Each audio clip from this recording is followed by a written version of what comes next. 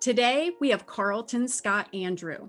He is a highly successful serial entrepreneur. He has founded and/or owned companies spanning multiple industries like beverage manufacturing and wholesale, real estate development, multi-model franchising, construction, advertising, rodeo production, that one's an interesting one, mass media, consulting, and internet marketing and distribution in retail and business to business.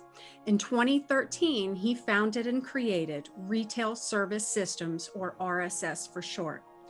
RSS is a market leader in specialized distribution and retailing in the home furnishings industry. Inc. magazine has ranked and recognized RSS as one of the fastest growing companies in America. He gives local business owners the competitive power to do very well against the big regional and national players in the industry. Carlton Scott Andrew and the talented RSS team launched the franchise bioPure services in the microbial germ fighting space years ahead of the 2020, now 2021, global COVID-19 pandemic. bioPure provides commercial and residential disinfection. He is also the author of The Rugged Entrepreneur, What Every Disruptive Business Leader Should Know. I'm not an entrepreneur, and I loved this book. We'll discuss more from it today. So everyone, please welcome Mr. Carlton Scott Andrew. Hello. Hey, Ashley, thanks for having me. Hey, now I know you go by Scott. Is that what you'd prefer to go by today? Yeah, that's what my friends call me. Well, hopefully, hey, after this interview, hopefully I will be considered one of your friends. I wanted to go ahead and get started. So I said a lot there, a lot of the different industries you've been a part of and a leader in.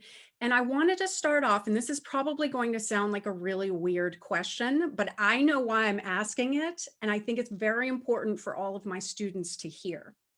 What have you invented? Such a good question. And growing up in the mountains of Western North Carolina, I'm somewhat of a redneck serial entrepreneur for sure. I don't know if you can ever shake that. And my family has a farming background, but in that, maybe it's because I wasn't the brightest bulb in the box, but I really, having now had the opportunity to study entrepreneurialism for most of my life, I'm not that dissimilar from the majority of entrepreneurs, but I've never invented anything at all. Well, and I think that's interesting because when people think of an entrepreneur, they immediately think of like the Mark Zuckerbergs, goodness, Steve Jobs, anybody that's invented like an actual invention. So I think it's interesting, and I think students need to hear that. My wife and I, Daphne, we've started probably just a little over 30 different companies in the last 25 plus years. And I've started a few more outside of that, dating all the way back to college. My first business was an illegitimate business, bootlegging, when the drinking age was changing from 18 to 19 and then 19 to 21. Those were my college years. So the changes in the laws created an instant demand in the marketplace from some agitated youngsters they were being kicked out of a slot they were used to being in. The world I've seen it evolved and been able to write the book and have the fortune to start working with some educational programs in Eastern Tennessee at East Tennessee State University with the business school, and teach entrepreneurialism, help create entrepreneurialism programs where we help young people learn more about being an entrepreneur and becoming an entrepreneur. I started to realize very quickly that in higher education and in educational programs in general, the world instantly gravitated towards thinking, just like you said, that an entrepreneur is somebody who's invented the next latest, greatest thing. That to be an entrepreneur, you have to invent something. And certainly those people are entrepreneurs, but actually they're in the 2 to 3%. 95, 98% of entrepreneurs don't invent something new or dynamic that creates a new market space or adds so dynamically new to a market space that disrupts it or innovates it. Most business owners are people who choose to own businesses in industries and in spaces that already exist or have existed for hundreds of years, like BoxDrop with retail service systems. The home furnishing industry has been around for hundreds and hundreds and probably thousands of years, but it needed disruption. It had gotten old and stodgy, just like franchising is a good industry, but it's not a good industry for business models that need to change abruptly or quickly and move very fast into and through changes and innovate themselves. So it was a disruptible space for our company. And even though we have more than 30 companies under our belt that were all either startups or we acquired a company, most of them startups, not in a single instance did we invent a new product or a new technology or a new dynamic. But that's the case for most entrepreneurs. Whether you're a medical school student and one day you decide you want to own your own practice as a doctor, or whether you want to get into a service industry, most people get into an industry, develop some expertise, and then start a business within that industry to provide a better product or a better service or a better value to the customers in that industry. And by providing a better value to the customers, they can be disruptive. Now, in terms of college days and moving into your professional life and now looking back, how important are communication skills in what you do today and what you've achieved throughout the years? I recommend, I've got an acrostic in the book to help people raise their mental toughness. And one of those is educating yourself and learning to be a teacher. And Mm. by teacher, I don't mean on the level that you are, Ashley, but you got to find subject matter where you can at least talk about it intelligently, to start teaching yourself how to communicate with other people, how to ask questions. And if I were going back in time to my college days, I would have intentionally added some high level speech or communications classes to anything I was doing, because they say public speaking is one of the number one fears or one of the top fears for people in America. So you ought to put yourself in a position to overcome those fears as early on as you can. Be an avid reader. And if you learn to teach a subject matter that you get passionate about, whether you've started a small business or you have a hobby, a lot of times that teaching is really just extensive conversation. But you learn to engage in those conversations and ask questions and answer questions, and you become a better and better communicator. And there's plenty of opportunities to put yourself in classes or groups where you're going to be required to speak, and it's a never-ending journey. You can't reach a ceiling where you won't be able to make yourself better at public speaking and communications, but it's an absolute must. You can succeed in business without being a good communicator, but you won't succeed greatly. To own a lot of businesses or own a very big company, you're going to have to be a great communicator. Yes. Well, and that's, that's what I tell my communication students is that I want you to know something well enough so that you can teach it. And I want to see your public speaking opportunities be thought of as more as teaching opportunities where you're teaching something that you are interested in.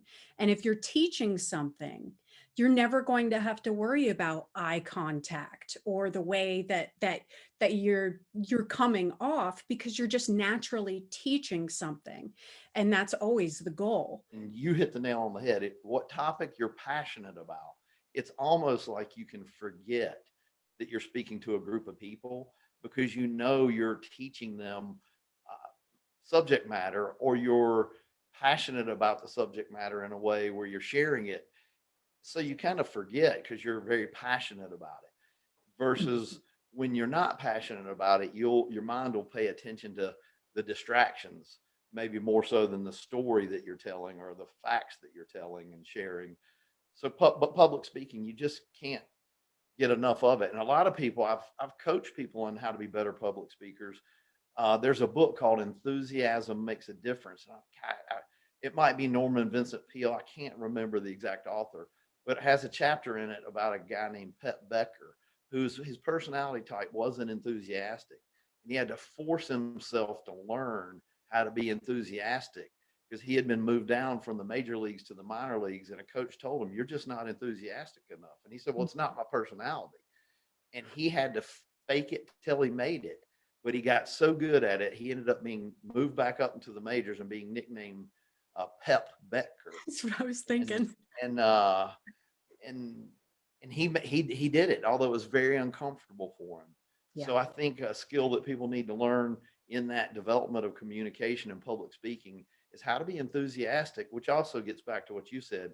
When your subject matter is something you're passionate about, it's easier to be enthusiastic. Yes. Well, and you had talked about mental toughness, and I know you and your wife Daphne, you guys are partners. You're partners in everything. You're business partners, your best friends.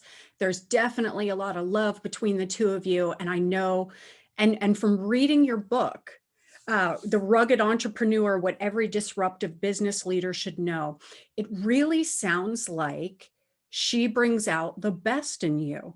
And whenever you talk and you make reference to her in your book, I feel like she is your partner in everything.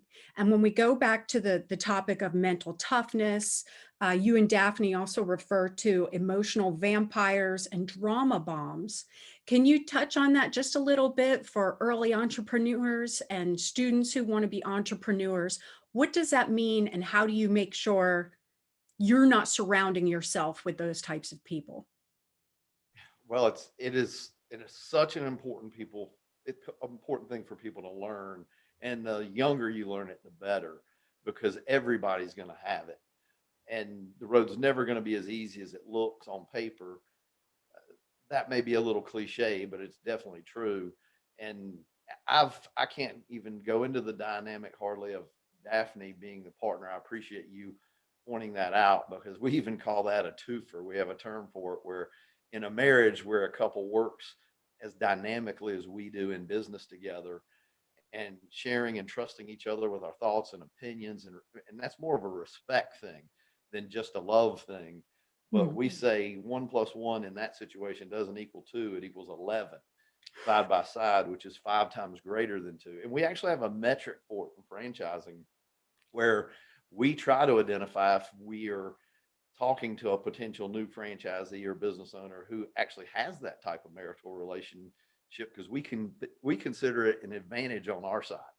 But anyways, in applying it in going to the drama bombs and emotional vampires, you know, those are the people, and you got to be very careful who you associate with and who you choose to learn from, and whose habits you want to develop or copy, if you will, because the world is full of these drama bombs and emotional vampires, and they're people who will, they just thrive on not only the negative, because negative is always out there, but over dramatizing the bad situations. They have a pair of sunglasses, if you will, and the shade sees everything way darker, maybe, or way brighter, maybe, or way more emotionally distraught than it needs to be.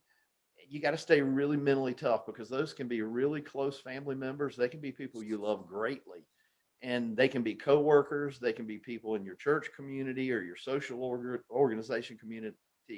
They'll be the quickest to tell you it can't be done, or that you shouldn't be trying to do it, or they're the people who, if they make $50,000 a year, they think anybody making $100,000 a year is a little too materialistic. But if they get to 100,000, now they'll move the ceiling to 200,000. And society from so many places puts pressures on people, especially when you're younger. The whole reason I thought to be a doctor is because I said it to my grandmother one day, and she got excited about it and started bragging about it. And the next thing you know, I got a major in chemistry, and I'm 18 years old, and I don't even really want to be a doctor probably. And it took me 2 years to get the courage up to tell my grandmother, I don't want to be a doctor anymore. I don't want that kind of responsibility. But society will push you when you're younger, and an emotional vampire is the kind of person who knows, they learn quickly that if you will allow them to feed, and you'll get caught up in their drama and drama bombs, making things 10, 15 times more dramatic than they need to be, and carrying them out far longer than they need to be carried out. That takes up your time, but it also takes a lot of mental and emotional energy away from you. And you've just got to learn to identify those people, and Mhm. as much as possible, stay away from them. And if you have to engage with them and work with them, and you can't help the avoidance, then you've got to learn to minimize how much what they do impacts you. And you can't let that suck the life out of you, or you won't be as productive as you're capable of being. Now, in terms of mental toughness, I have a couple of students right now in my classes that have already started up small businesses just on their own. One of them designs clothing. The other one, it seems like she's competing with the chocolate covered berries and stuff like that, and the chocolate covered fruit. And they're both really talented students. So in terms of mental toughness, I know that there are going to be times where with the economy and things like that, they're just going to want to throw their hands up and just say, that's it, I can't do this anymore. What advice would you give them? Because were there times when you thought that? Absolutely. Daphne and I have twice been millionaires and gone all the way back down almost to scratch.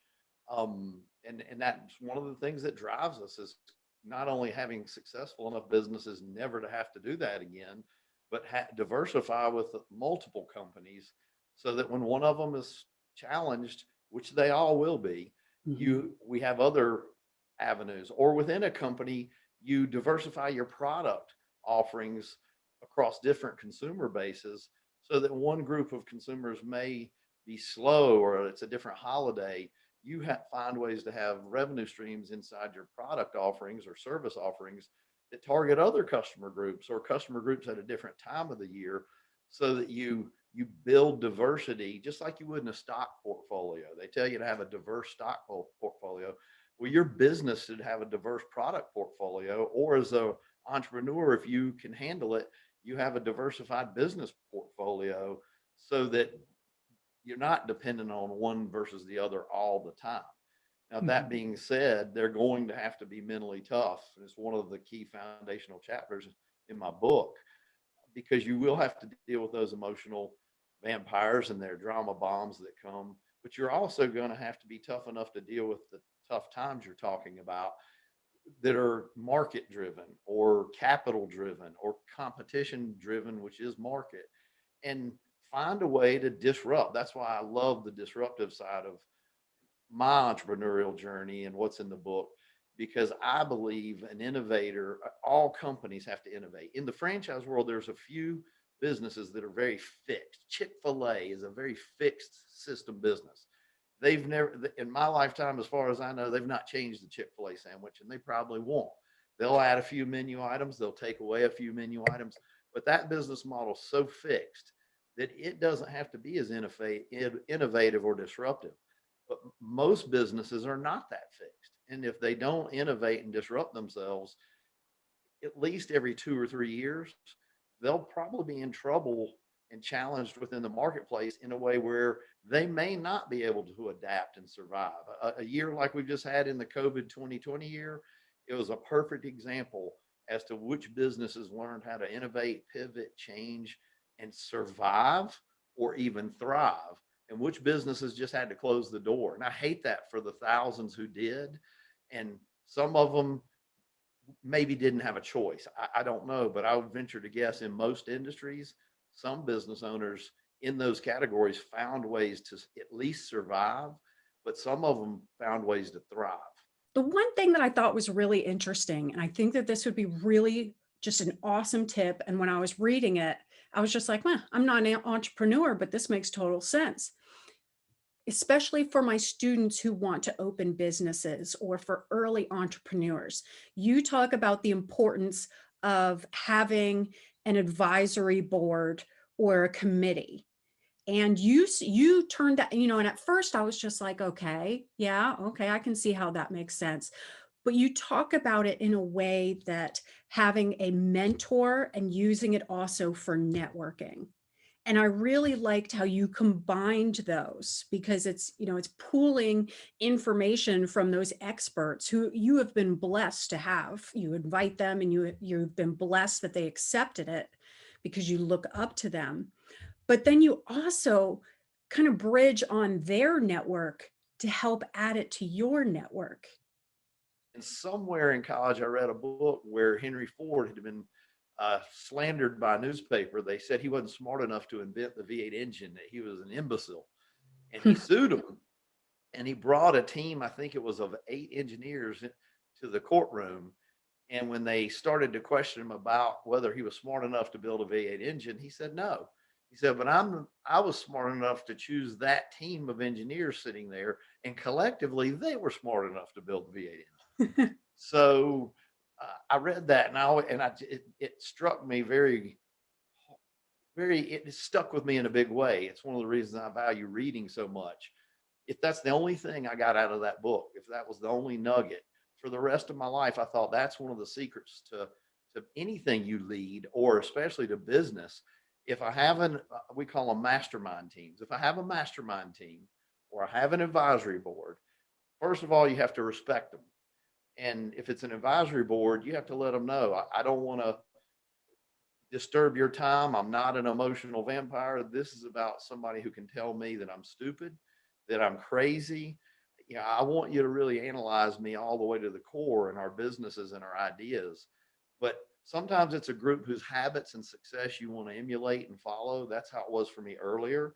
Now for me, it's much more intentional. And the more successful you get, the better caliber, or the more successful caliber of person you're able to ask to serve in those roles for you. So you keep growing yourself, but you have to be honest with it. You have to be honest with them, and you have to respect them at a level where you will deeply listen to their criticism. You don't have to do everything they say. You don't have to agree with everything they say, but you have to treat them with a high level of respect and value their time. And that kind of an advisory group, it's life changing and it's business changing if you're applying it to an entrepreneurial career. In terms of early entrepreneurs and students, can you think of two vital books that really made an impression on you? And you're a big reader, so I'm sure there are plenty more than just two. But for students and early entrepreneurs, are there two that really stand out to you? Well, for sure. My copy's old, so it's an old cover, but The Magic of Thinking Big by David Schwartz, and it's still in publication. It's got a chapter in it on the failure diseases, excusitis, detailitis, learning to think big and not allowing the negativity in the world around you, which is going to be there your whole life, to affect your mindset about being able to do something big is a wondrous gift to give to yourself. And that book helps with that a whole lot, but it goes a lot more than just thinking big. It goes into what are the failure diseases that you need to learn to avoid. So that book made a very big impact on me as a young entrepreneur. So I think that one. And when I was setting up my camera, I'm gonna look joggly because there's a second one.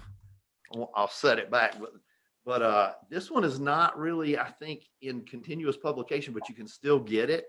So Mhm. I knew, this is designed for a lot of college age students, so you can get it. And I think it's important to do things like that. Like if you have to find a little bit of a treasure that's off the market, or not in the marketplace so easily, which I know you can do.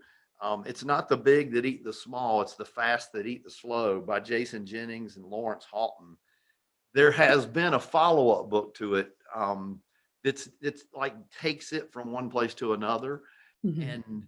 And that follow-up book is Think Big, Act Small. But Hmm. this book, I believe every entrepreneur who wants to disrupt an industry space should read. It's not the big that eat the small, it's the fast that eat the slow. And it's a mental game changer. In your companies, you've called your fellow entrepreneurs, people that come and approach you for franchises, you call them rugged entrepreneurs. Can you describe that real quick, what that means? Be a successful rugged entrepreneur, you have to develop a lot of skill sets. And really, you end up developing hundreds of them on your own that are more suitable to your personality, to your business, to your industry. So my book doesn't contain them all. It just contains the ones that are more uh, used in my world and in our business and business teams industries. But or franchising with our customers, who we call rugged entrepreneurs, we saw that there was a big space in the franchising industry for businesses that weren't fixed, like Chick-fil-A, for businesses like our BoxDrop mattress and furniture business, where we're in an industry that has two national shows a year that changes styles and trends on a regular ongoing basis. The industry's always got changes, whether it's the internet bringing in now a $9 billion player like Wayfair that's very new to the industry. Mhm. You're always going to have dynamic disruptions going on in just about, if not every industry, shifting gears quickly. That's how we did so well last year during COVID in an industry that was down. And Mhm. we identified that as a disruptable space in the franchising industry. And then we target specific businesses that we think need that disruption. And that's where we start franchise models. That you use a lot of really funny names and funny terms for things. And so, can you touch on two of those, navel gazers and crabs in a bucket? Because I really don't want my students to become navel gazers or crabs in a bucket. One of my one of those mentors and advisory board people years ago, when I was still working in banking, but I knew that I'd already started a few businesses, and I was only learning finance for my entrepreneurial aspirations. Um, I worked with a very successful customer of mine who was a very good communicator and did a lot of speaking actually. And I asked him what some of his secrets were. And I'd read a book about the top 10 highly paid motivational speakers in the world, and uh, got tips out of them. But I had asked this gentleman what he thought was the most important thing in his communication style. And he said emotional word pictures. And he said, you tell stories. And he said, it goes back to biblical days where they didn't have books, but they learned to tell stories that had an emotional impact that people would remember better and pass on from people to people or generation to generation. And it was a way to help people commit things better to memory. And that always stuck with me. And as I read more and more books, I've for a long time had a really good reading habit. And I can tell when I'm reading a book where the author uses emotional word pictures, either intentionally or not. And it helps me remember more of that book or that story. So that was one of the skills we're talking about, that young people ought to develop it. And if you can learn to tell emotional word pictures in your educating process and in your communication style, people remember more of what you're trying to communicate to them. So I tried to do that in the book. And that's where the funny words come into play. And it's not just, to be funny. It's real for me because Mhm. I remember those things. The term navel gazer, once I learned it, first I had to look it up in the dictionary, and it's really there because I was like, okay, it really is a word. It's not slang. And I thought, well, once you know what it means, you can't ever forget that. It just doesn't go away. Even if you are one, it's a little shocking, and it makes you take a double check to see where that might be hurting you and where you can help yourself to maybe not be one as much. Mhm. But it's truly is a term that's good for everybody to know so that they can maybe adjust and improve themselves. It's not that you wouldn't want to be one. I think some people thrive because they're a navel gazer, but they're going to have to develop some skills that allow them to deal with the challenges it'll bring. But I love the term because in general, I knew I needed to build teams. That was my secret to success, or one of the main secrets was that to be better than just a single individual business owner whose business could not outgrow his or her own skill sets, I needed to become a great team builder. And that Henry Ford story was a good foundation for me to have that mentally. And to be a good team builder, you've got to learn to share credit. You've got to learn to be a cheerleader. You've got to learn to get a bunch of people together in a sandbox and help them play well together. And navel gazers don't do that very well. They're usually in a scenario where they're very individual operating. So for what I wanted to do in life and in business, I had to, and that as a younger person, I was, I had some navel gazer tendencies that I needed to, in my opinion, kind of move away from to help me be a better team builder and a better communicator.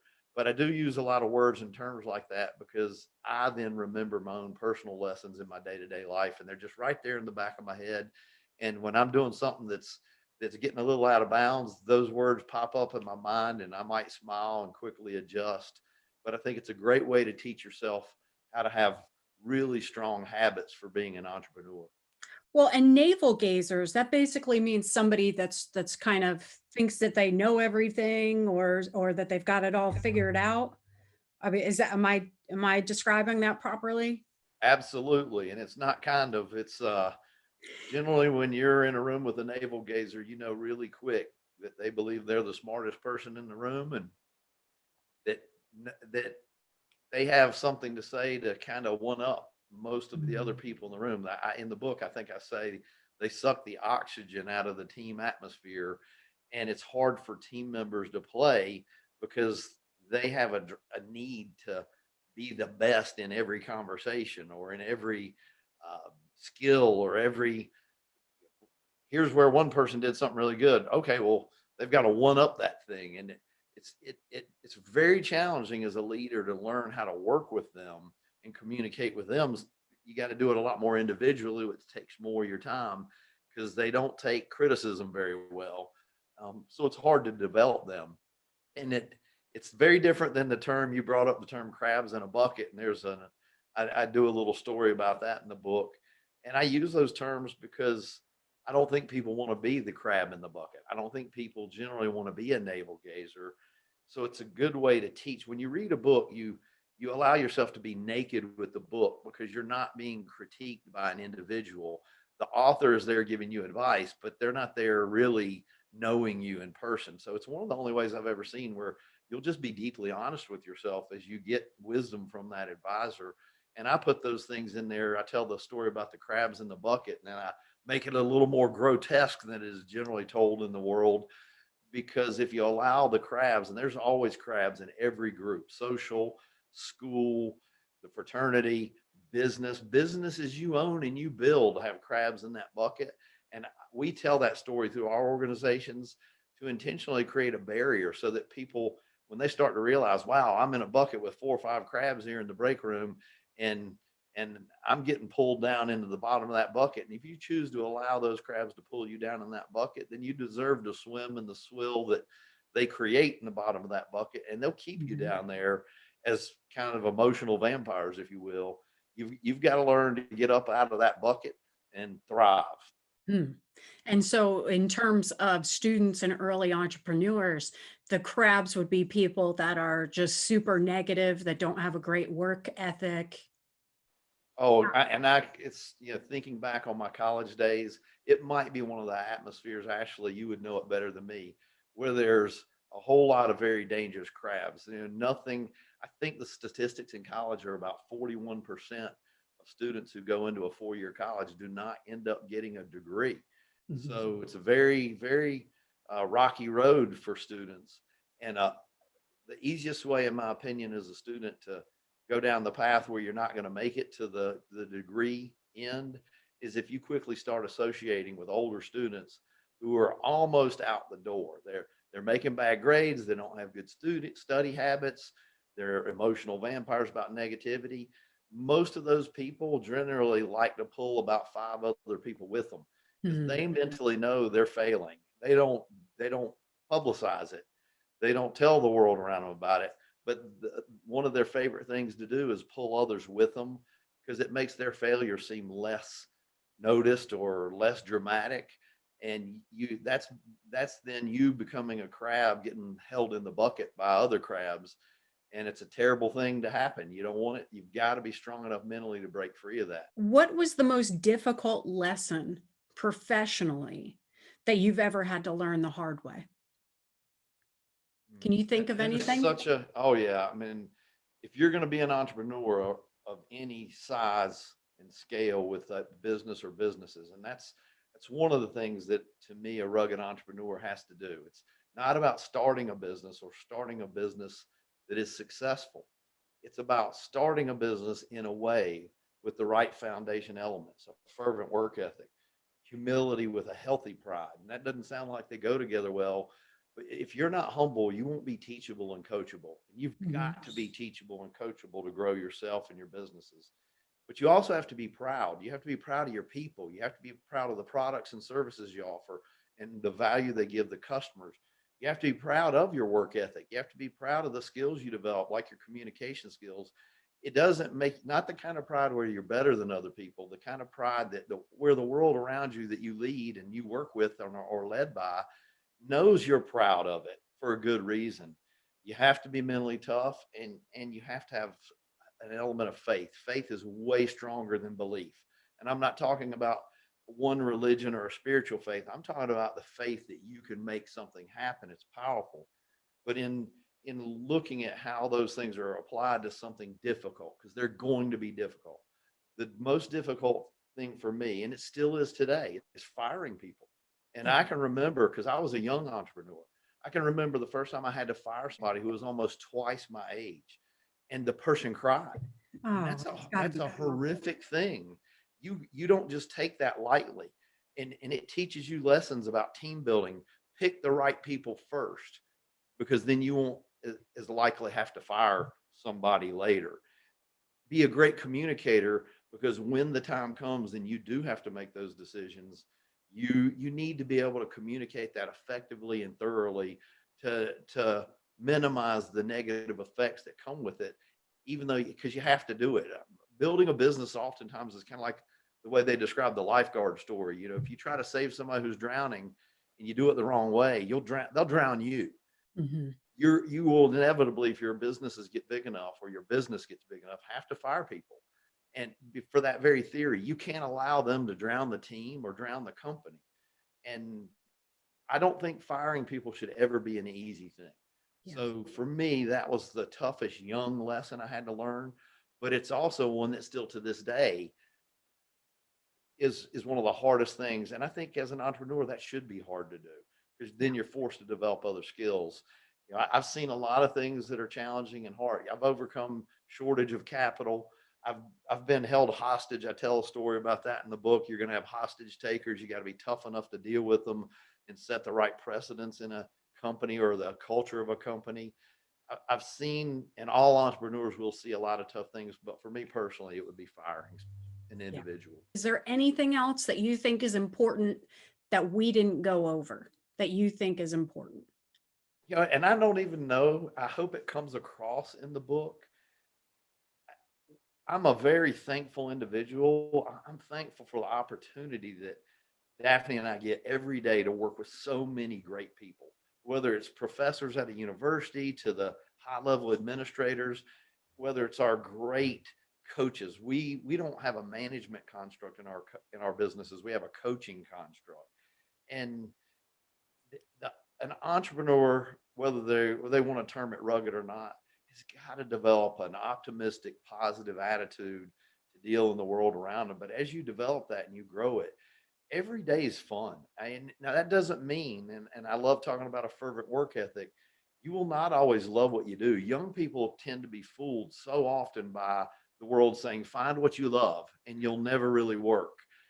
I just think that's such baloney. I mean, there might be a few professions where it can happen, but no matter how much you love your business or industry, you're still going to have to work hard on tasks and teams and projects where a lot of what you do, you're not going to love it. It's not fun to complete that task or project, but you have to learn to be proud of and love the overall byproduct of your hard work, so that the culmination of it is something you can be proud of and that is fun to you.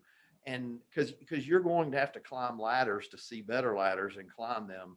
And you can't always just say, well, I'm going to wait till I find something I really love and then I'll be able to work hard. That's so backwards in the world.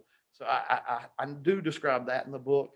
But what I don't maybe do as good a job as I would like to is to tell those of your students who are going to go down the path of becoming an entrepreneur and a rugged entrepreneur, the joy is worth the hard.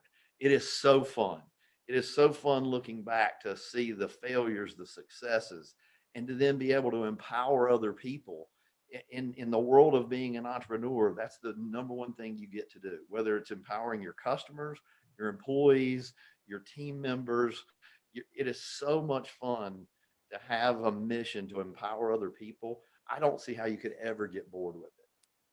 Well, that is wonderful. Well, thank you so much. And I know that today you've probably inspired a lot of people, maybe people to even become entrepreneurs that weren't even thinking about it from the get-go. So I just appreciate it so much. And thank you so much for sitting down with me. You're welcome and thank you. Because as a professor, I think that is like being an entrepreneur. Maybe it's a little bit more like a independent contractor entrepreneur, but your mission is to inspire people every day as a Yeah. professor, and that's a pretty noble profession to have. So thank you for having me. It's an honor. Well, again, thank you so much. And thank you.